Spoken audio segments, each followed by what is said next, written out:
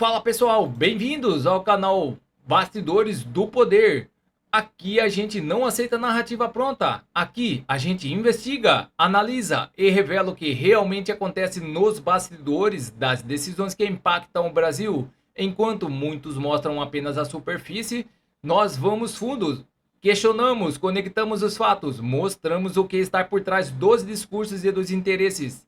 Se você busca informação sem maquiagem, análises firmes e compromisso com a verdade, você está no lugar certo. Inscreva-se agora, ative o sininho e faça parte de uma comunidade que pensa, questiona e não se deixa manipular.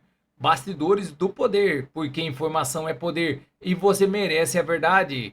E essa notícia vem diretamente com o Braddock Show, Nicolas e Flávio no celular de Vorcaro. E agora, assista esta matéria até o final para você entender melhor tudo sobre o que está ocorrendo. E vamos deixando os créditos na plataforma para o Braddock Show. E não se esqueça de deixar o seu comentário e de dizer de qual cidade você vê esta matéria, para que possamos saber até onde está chegando a nossa audiência. Sem mais enrolações, vamos à matéria. A Julie trouxe também o fato do Flávio Bolsonaro estar no meio desses contatos, assim como o Nicolas. Quer dizer, eles vão tentar colar na direita, é fato. Porque agora eu vou até trazer uma nota aqui, e justamente condiz aqui com o que o nosso amigo Darcio acabou de dizer sobre essa falsa equivalência. Eles vão tentar jogar lama em todo mundo, justamente, como muito bem dito aqui, para tentar dar esse ar, né? Esse ar de que está todo mundo envolvido. Quando aqui o Banco Master chegou a uma empresa da nora de Jacques Wagner. A empresa estava na folha do Master para prospectar crédito consignado. E mudou de nome, de ramo e de sócio em janeiro deste ano. Exatamente quando o escândalo estourou. Antes era, abre aspas, vamos florir comércio de flores. Hoje é empresa de tecnologia. Jacques Wagner diz que jamais participou de qualquer intermediação, Silvio Navarro. Bom, não, ele não diria outra coisa, mas fato é que, percebe, de novo, escândalo Master, Bahia, PT. A perna que liga o escândalo Master ao PT é o governo da Bahia. E o atual chefe da Casa Civil, o ministro que talvez ou deveria ser o mais importante do governo, acho que na gestão Lula ele deu esse título a Fernando Haddad, que, bom, sabemos no que deu, né? Vai embora agora, como falei há pouco, sem deixar nada de bom, nada a comemorar. Mas fato é que o chefe da Casa Civil é considerado o chefe dos demais ministros, na Praça dos Três Poderes, ali no Poder Executivo. Então Rui Costa, ex-governador da Bahia, nome forte do PT. Era o governo dele. E o Jacques Wagner era secretário depois de ter sido governador. Depois de ter administrado o Estado por 8 anos. Como disse, o PT administra a Bahia há 2 décadas. Portanto, não tem, é indissociável. Não tem como escapar. O Jacques Wagner, eu não sabia, eu não vi. O marido da nora do Jacques Wagner, citada por você, Emilinho, é secretário estadual. Tem cargo na máquina atualmente. Secretário estadual de meio ambiente. Vou até checar aqui se a pasta não é a pasta de meio ambiente, mas eu me recordo ter lido essa notícia anteriormente, mais cedo. Então, não tem como escapar. É claro que tem ligação. E é claro que o Jacques Wagner sabia. Não sabia? Não sabia da nora, não sabia do enteado, não sabia. Então, eu acho que nessa hora o não sabia já não cola mais quando se trata de PT há muito tempo. Muito bem. Master, milícia financiada pelo PCC, 520 milhões de reais escondidos nos Estados Unidos e iate de 500 milhões no nome da ex-noiva. Um fundo ligado ao PCC enviou 180 milhões para a empresa do cunhado de Vorcaro, usada para pagar a milícia que intimidava autoridades e jornalistas. Tudo pela mesma gestora, a REAG, já investigada tanto no Master quanto no esquema do PCC. E tem mais, né? O Estadão revelou, Vorcaro transferiu 520 milhões em bens para a ex-noiva. Mansão de 450 milhões em Miami. Rolls Royce e um iate de 500 milhões no nome dela. A defesa diz que ela não sabe de nada e não tem nada no nome. Curiosamente, isso me fez lembrar de um sítio de Atibaia, Darcio. Do triplex também do Guarujá, aqueles que também eram de amigos, né? Assim, você tá um dia andando, de repente aparece um iate no seu nome, enfim, aquela coisa, apartamentos que vão surgindo. A gente não tem uns amigos desses, impressionante, cara. Ninguém nunca colocou apartamento em meu nome. E se colocar em meu nome, eu vou falar, é meu. Pois mas comigo não acontece isso, não. Eu não tenho esse tipo de amigo. Não tenho amigo que faz reforma em sítio pra mim, que faz reforma em apartamento, coloca, né, móvel. Isso acontece com esse pessoal. É uma gente de sorte, né? Mas Tamo mal de amigo, né, Darcio? Tamo mal de amigo, né? Pois andando, rapaz, também é fogo, bicho. Na verdade, é o seguinte, eu tenho uns amigos, né, que mandam bem aqui, ó, na Emilinho, Silvio Navarro, esses caras estão bem. Mas, normalmente, quem trabalha e fica rico não gasta dinheiro, né? Normalmente é mão de vaca, então fazer o quê? Total. Mas vamos lá. O caso é o seguinte, PCC. Pessoal, a cada dia que passa, a gente tem a impressão mais nítida de que toda essa operação tem como sustentáculo ou como pilar o tráfico de drogas. Não é normal alguém gastar 220 milhões numa festa. Não é normal. A forma como esse sujeito esbanjava era típica de quem é laranja de um sistema muito maior. É isso mesmo que vocês estão escutando. Não tem condição desse sujeito ser a pessoa que operou tudo isso. E agora, quando começam a surgir esses dados, a gente começa a ter uma clara impressão de que aqueles bilhões e bilhões movimentados no Porto de Santos, né, todo aquele dinheiro que quem aí leu ou assistiu séries que tratava dos cartéis de Cali e Medellín na Colômbia viram quantidades semelhantes de dinheiro, agora vocês começam a perceber que existe aí sim uma íntima relação de toda essa ostentação com o tráfico de drogas. A única coisa que eu espero, Emilinho e meu amigo Silvio, é que o Brasil faça um pacto, né, e que passe a tratar dessa questão de uma forma um pouco mais séria, porque se for assim, se tudo isso realmente tem uma relação com essas organizações criminosas, eu acho que a gente já começa a fazer aqui uma separação, um crivo, né, para poder começar a compreender aqueles que temem que essas organizações sejam classificadas como terroristas pelos Estados Unidos. Ou seja, pode ser que em breve pessoas, políticos e organizações financeiras sejam responsabilizadas por associação ao terrorismo. Isso me faz crer que essa informação de hoje nos ajuda a entender a posição do atual governo em relação aos Estados Unidos. É uma pergunta que a gente se faz aqui, Navarro. Você diria que a justiça brasileira teria instrumentos para repatriar esses patrimônios? Por exemplo, o Vorcaro transferiu 520 milhões para a ex-noiva via trust, né, nos Estados Unidos. Diz ela não saber de nada. Conversas entregues à CPMI, claro, mostra o contrário. Mas e a reparação de danos aqui? Quer dizer... Reaver o dinheiro, você diz? É possível, sim, por meio de cooperação internacional, e o judiciário tem caminhos para isso. Nós já acompanhamos em outras grandes operações, a própria Lava Jato. Fato é que tem 2 pontos nessa fala do Darcio e no próprio enunciado que você trouxe, Emilinho, da reportagem sobre esconder dinheiro, sobre obras de arte. Nós trouxemos a manchete aqui. Vamos lá. Primeiro, obras de arte é uma das principais modalidades para lavagem de dinheiro, para esconder dinheiro. Porque o valor é sempre estimado, e muitas vezes isso também é impossível estimar. Então, o sujeito que tem muitas obras de arte, ou que tem gado também é um caminho muito utilizado para quem quer esconder dinheiro. Eu me recordo que lá atrás, 2007, o Renan Calheiros, num dos 5 processos que respondeu de cassação de mandato no Conselho de Ética, na crise, foi o ano da crise Calheiros no Brasil e em Brasília, sobretudo. O Renan Calheiros tinha os boi fantasmas, os bois, ele tinha um verdadeiro rebanho fantasma. Quando o repórter da TV Globo foi a visitar as fazendas para descobrir o milagre da multiplicação dos bois, o do rebanho de Renan Calheiros, não encontrou. Né? Olha, porque o sujeito pode dizer assim, bom, não tá mais aqui, vendi, foi abatido, morreu. Tem guias, é lógico, de controle, mas tudo isso é burlado. Então, gado e obra de arte é caminho de lavagem de dinheiro, pode ter certeza absoluta. Ponto 2, quando o PCC começa a aparecer com muita frequência no noticiário político-policial brasileiro, é porque o PCC hoje já é especializado, já é uma facção que se especializou, já se tornou em lavagem de dinheiro. O PCC não é só uma facção que atende pelo crime de tráfico internacional de drogas, vamos dizer assim. Não, o PCC é uma multinacional do crime, atua em várias searas, e uma delas é a lavagem de dinheiro. E esse caso do Banco Master vai cair em algum momento na origem do dinheiro. E a origem é espúria. A origem do dinheiro master vai bater na facção criminosa. Eu tenho certeza absoluta. Olha, os tentáculos, e como vocês bem mencionaram aqui, hoje o crime organizado está realmente entranhado, né? Eu realmente me questiono se é possível se desfazer disso. Qual seria esse remédio amargo, né? Porque a gente coloca muito El Salvador aqui como um possível modelo e tal, mas o Brasil é um país de dimensão continental, né? Dimensões continentais, quer dizer, um país extremamente vasto, com um território muito grande, não é, Darcio? Pois é, Emilinho. Eu tenho uma tendência a crer que tudo isso é proposital, inclusive. Né? Quando você tem ministros da Suprema Corte que aviltam a Constituição, você tem um ato ali revolucionário. O que me faz crer, inclusive, que até El Salvador, em alguma medida, foi um laboratório disso. Olha só, Emilinho, vamos lá. O próprio Bukele, ele era líder da Frente Farabunto de Libertação de El Salvador. A gente já falou disso aqui no Braddock Show. El Salvador virou um caldeirão de crime com a ajuda do partido dele. Depois ele migra, sai do partido. Ele, inclusive, já participou de reunião no Foro de São Paulo junto com Lula. Já liderou a reunião do Foro de São Paulo junto com Lula. E, de repente, ele migra, vai à direita e aí estabelece um regime que, honestamente falando, todos sabemos que não fez muita força para poder prender todos os criminosos, num processo de normalização, depois que o caos tomou conta. Mas se você fizer uma análise histórica, na Itália foi a mesma coisa de Mussolini. Mussolini era um revolucionário de esquerda. O pai dele já era comunista, tanto que o nome dele é Benito por conta de Benito Juárez, do México, e revolucionário. E a Itália, diante de uma situação de confusão e caos, vem um regime antissocialista para poder consertar, e assim foi estabelecido um regime fascista. Se você fizer uma análise do que tem acontecido no Brasil, sinceramente, eu tenho uma sensação de que eles querem esse caos, de que aqui temos um processo, como diria Yuri Bezmenov, de desestabilização, para que a gente chegue no processo de causa, para que só um regime de força possa consertar. Porque a sua pergunta é legítima. Como vamos sair dessa situação? Como vamos sair de uma situação onde as Forças Armadas têm problemas gravíssimos e não reagem até à invasão do nosso território com a nossa soberania aviltada? O nosso Congresso Nacional absolutamente inerme e com muitos agentes operando corrupção. O nosso Supremo comprometido com a maior trama de calote financeiro da história do país. Como vamos sair disso? A população fica realmente perdida. E a sua busca de tentar dar uma explicação para o povo, um caminho de saída, né, um pavimento que dê para a população passar, é mais do que legítimo e é o que todo mundo espera. Nós, do campo conservador, observamos isso, temos a esperança de que possamos oferecer esse caminho, talvez com Flávio.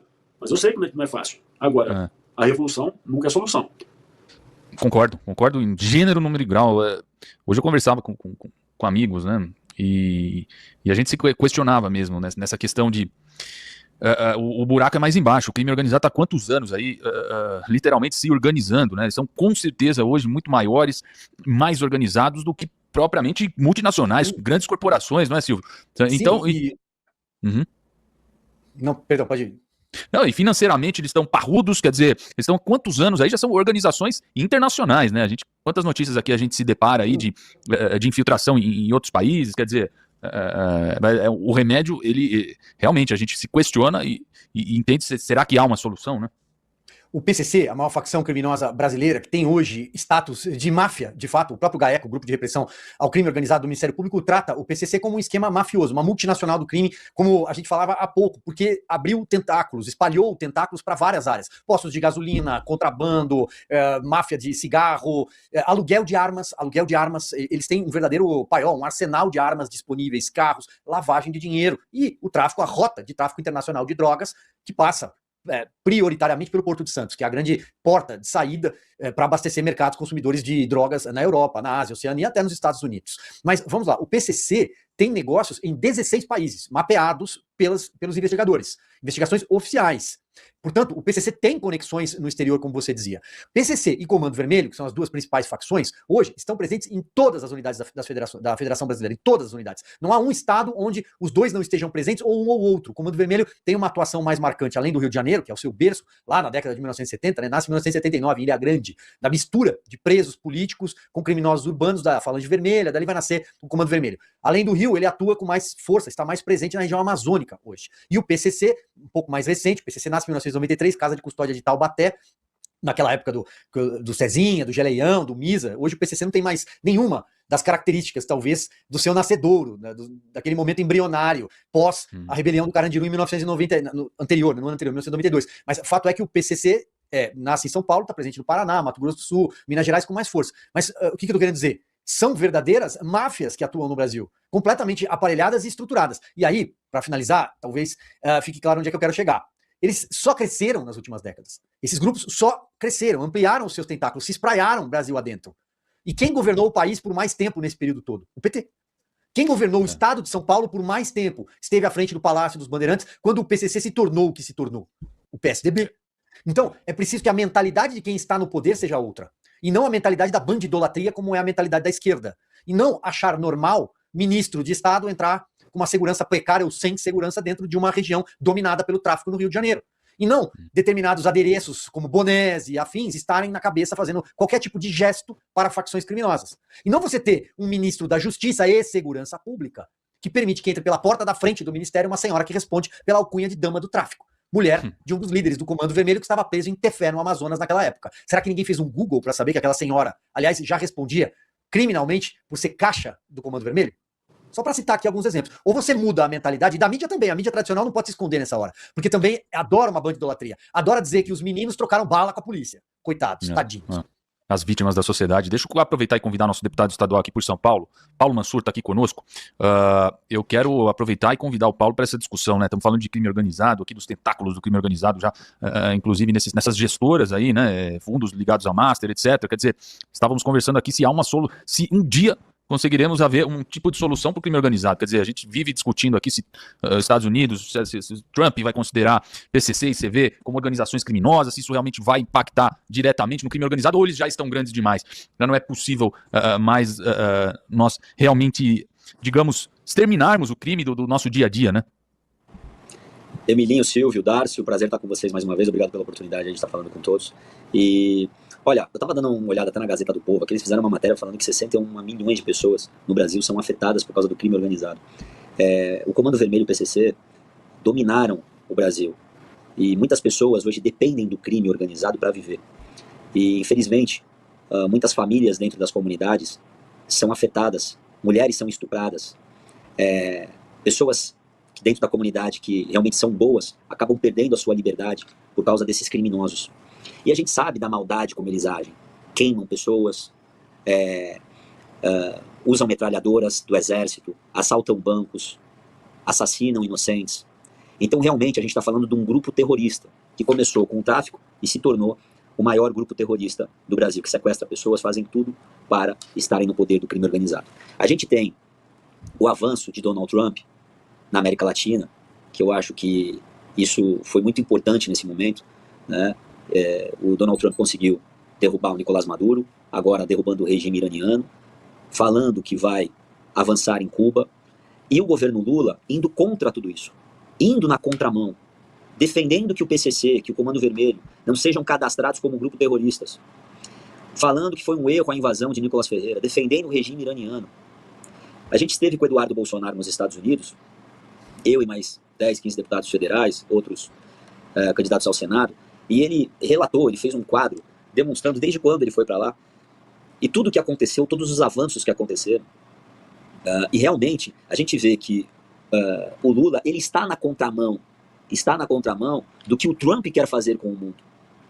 E eu acho, se você me perguntar, Emílio, como você me perguntou, se a gente tem uma chance de sair de tudo isso, eu acho que ou os Estados Unidos intervêm, eu acho que eles classificando o grupo terrorista, o PCC e o Comando Vermelho, os Estados Unidos vão ter poder em buscar esses líderes desses grupos sem pedir autorização para o governo brasileiro. Eles vão ter mais liberdade, porque quando você se classifica o chefe do Comando Vermelho como um terrorista, os Estados Unidos podem bloquear contas, podem buscar ele no Brasil sem pedir licença, enfim, avança muito. Mas eu acho que a saída real é a gente ter um presidente alinhado com o presidente da maior potência do mundo, que é os Estados Unidos. Então, se a gente tem, por exemplo, um Flávio Bolsonaro eleito no Brasil, e ele tem uma ligação com o Donald Trump, como tem, porque o Eduardo, ele hoje é o coringa nosso da direita, né? Ele é o coringa, porque ele foi para fora do país, conseguiu expandir a relação dele com líderes mundiais.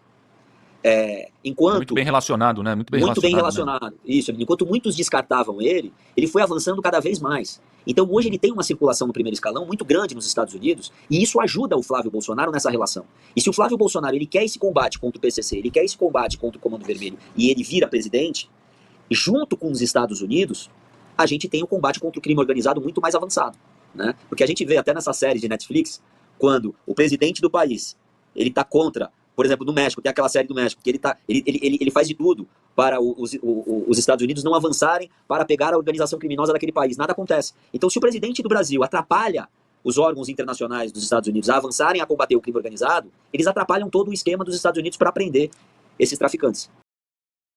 E vamos para mais notícias no site Poder 360. TCU aponta falhas no pé de meia e manda bloquear pagamentos. Tribunal identificou pagamentos para CPFs de pessoas que já morreram, mas avalia não haver fraude generalizada.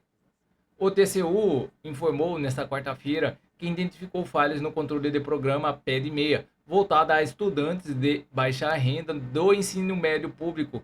Em acórdão, a Corte determinou o bloqueio de pagamentos irregulares e a revisão cadastral de benefícios. Entre as irregularidades foram identificados pagamentos de 2.712 benefícios com CPF de pessoas que já morreram e 12.877 beneficiários com renda acima do limite permitido. Também houve casos de acúmulo indevido com a Bolsa Família e distorções em dados de matrícula em dezenas de municípios. Criado para reduzir a evasão escolar, o Pé de Meia pode pagar até R$ 9.200 por aluno ao longo do ensino médio. Segundo o TCU, as irregularidades atingem menos de 0,5% dos cerca de 4 milhões de benefícios, mas indicam fragilidade que precisam ser corrigida. A fiscalização foi aberta de relatos de inconsistências no número de contemplados. O TCU conclui que, apesar dos casos, não há fraude generalizada e que o total de benefícios é compatível com o de matrículas. Ainda assim, encontrou problemas de elegibilidade. O relator do processo, Benjamin, determinou a suspensão dos pagamentos irregulares, o bloqueio dos valores e a reavaliação dos cadastros, com possibilidade de devolução de recursos em casos confirmados. A Corte de Contas também determinou o envio de casos que indícios de fraude ao Ministério Público Federal para apuração criminal, além das medidas corretivas. O TCU recomendou ao governo melhorias no cruzamento de dados entre o Ministério da Educação e bases com o CAD único e o sistema de registros civis. A Corte também cobrou mais transparências com divulgação mensal de dados por município. Então é isso, pessoal. Essas são as notícias que estão circulando nas mídias da internet. E não se esqueça de se inscrever, deixar o seu like e clicar no sino para mais informações sobre política. Agradeço a todos pela audiência.